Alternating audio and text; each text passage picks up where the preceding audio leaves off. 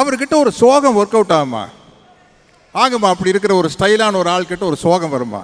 நீங்கள் பாருங்க, விடுகதையா இந்த வாழ்க்கை போகல, ஊரை தெரிஞ்சுக்கிட்ட உலகம் புரிஞ்சுக்கிட்ட அந்த விரக்தியினுடைய உச்சம், அந்த சோகத்தினுடைய உச்சம் அப்படியே அந்த முகத்தில் வரும். சரி, இவ்வளோ ரஃப்பாக இருக்காரு, சோகம் வரும். அவர்கிட்ட ஒரு லவ் வருமானா? பாக்கெட்லேருந்து கையே எடுக்காமல் வந்தாருங்க. காதலின் தீபம் ஒன்று.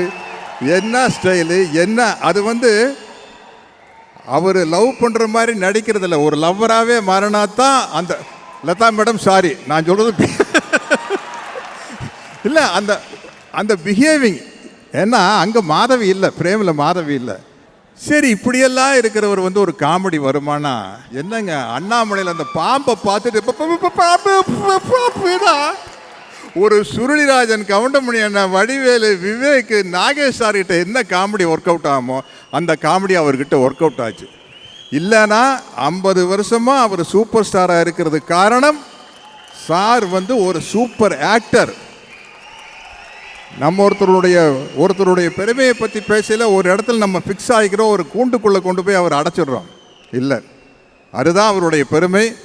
இந்த படத்தில் நான் இருக்கிறது எனக்கு ரொம்ப ரொம்ப சந்தோஷம்.